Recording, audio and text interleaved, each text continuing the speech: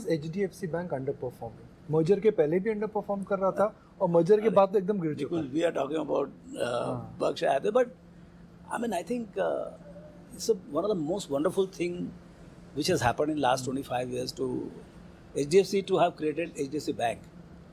Okay, so now it will be most formidable force, Bank plus HDFC Limited, and all the subsidiaries of insurance and whatnot they have, and $200 billion kind of thing. And this is a, yeah, देश की नाक है, आप समझो आप global stage पे एक private sector bank खड़ा होगा.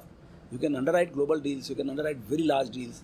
और यहाँ से देखिए आप system will grow at 14-15%, they will grow at may be 18-20%. तो अगले 4 साल में लाख करोड़ का नफा दिखता है आपको, बहुत में होगा तो 5 साल हो जाएगा. तो लाख करोड़ जब कमाओ तो एक मशीन बनती है. वो इज क्रेडिट दिस. अगर आप ग्लोबली इकोनॉमी की बात करें तो interest rates are likely to move higher and Buffett always says that interest rates are like gravity. Interest rates will go higher, valuations will come down. How will the adjustment happen? वैसे होगा, आपको earnings बढ़ते रहेगा, P multiple वहीं रहेगा, नीचे आते रहेगा. तो जो महंगे शेयर है they will not make money. अब जैसे देखिए इंडेक्स से बात करें, for example any company, index में भी 730 रुपये ईपीएस है इस साल का, 22 का. अगले साल का मेरा एनालिस्ट चालू किया 900 से, फिर धीरे धीरे करते करते भी 860 870 तक बोल रहा है. तो ये 850 रुपये भी ईपीएस आता है आपका 22-23 में. तो यू आर टॉकिंग अबाउट 17,000 का इंडेक्स है, 20 का पी होता है करंट ईयर. अच्छा, अब क्या है, मतलब अब इन्फ्लेशन आपका बहुत ज़्यादा होता है और आपका जो 10 ईयर पेपर जो अभी 7.10 720 है, वो यदि बढ़ गए 9% 10% भी आता है, तो clearly lot of fixed income guys who are coming to the stock market, HNIs, they would love to go back to fixed income. और incremental money will not come here, that will go to fixed income. लेकिन ये होगा नहीं होगा ये किसी को मालूम नहीं. सो यदि जो 5-6% का जो फिक्स्ड इनकम का जो प्रोफाइल था इंडिया का, यदि वो आता है तो मेरे ख्याल से होल शेयर में शिफ्ट होगा. और दूसरा ये जो रिटेल का जो अनफ्लक्स है, जो अभी 40 मिलियन जो अकाउंट्स थे वो 90 हुए, वो आपको 200-250 तो होगा ही होगा. अब वो एक साथ में होगा या रुक रुक के होगा, 4-5, मेरे को लगता है 5 साल में 200-250 मिलियन रिटेल अकाउंट्स हो जाएंगे.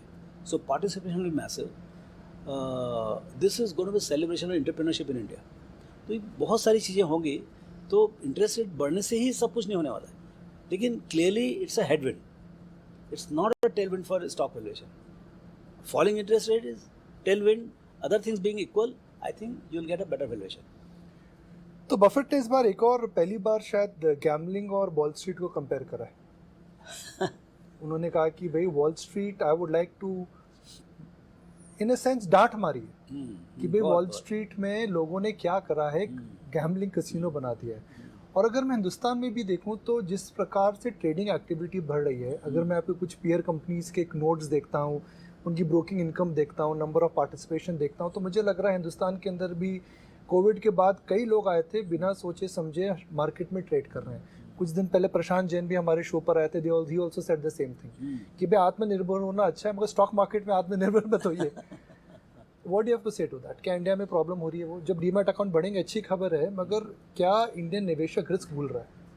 सी, निवेश इक्विटीज़ में निवेश करना बहुत बढ़िया बात है, और वो आपके एंटरप्रेन्योरशिप जो है उसके लिए सबसे बड़ा सपोर्ट है. ओके, लेकिन जो स्पेकुलेशन होता है बाज़ार में, स्पेकुलेशन और इन्वेस्टिंग वो हैंड इन हैंड जाता है. हाँ, you can not have only investing market, other will be dead market. क्योंकि इन्वेस्टर्स कई बार सालों सो जाते हैं, तो how will you make the market? So for creating liquidity you need speculation. Now what should be the mix of speculation and investing? हाँ, you would say कि चलो भाई 1:10 होना चाहिए. यदि 1 लाख करोड़ का मान लो सौदा हो रहा है कैश में, तो 10 लाख करोड़ का स्पेकुलेशन होना चाहिए. That should give a good enough, but that control is not there. Today your F&O volume in NSE is touching 80-90 lakhs per day. On Thursdays, it is like 200 lakh crores per day. And most of the guys, they are not aware how big it has become. And it is growing even now.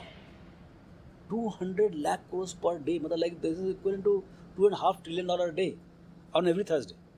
Basically market cap, मैं दर्शकों को बता दूं, India की जो market cap है करीब $3 trillion है, और $2-2 ट्रिलियन थर्सडेज को एक्सपायरी के दिन वॉल्यूम होता है. तो एक प्रकार से हो गया पूरा एक शेयर बाजार एक बार ट्रेड कर रहा है, जो कि बहुत ज़्यादा है. तो बहुत ज़्यादा है. तो वही तो जो अच्छा ये हो क्यों रहा है?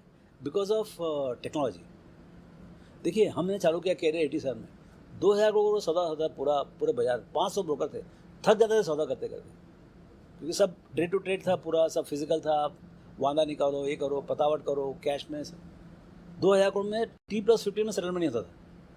अभी आपका डेली सौदा होता है करीब 70-80 लाख करोड़ का जो भी T+1। Just imagine what is the extent of technological convenience it has come, because dematted shares and instant access on the trading. So can I, and I don't want to get this one wrong, so can I say that Ramdev Agrawal feels that market currently has rampant speculation, or you don't think like that? Indian markets. All the markets. It's not Indian. What is happening in US is happening here.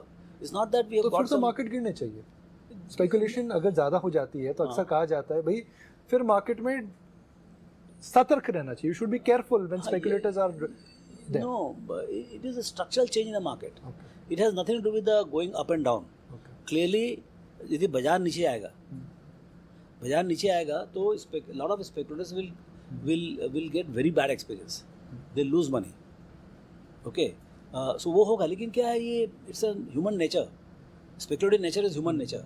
तो ये जैसे ही थोड़ा सा correction होगा ना, तो next round में not 90 million, 150 million people will come. So it is going to keep expanding unless regulators or somebody changes some rules of the game.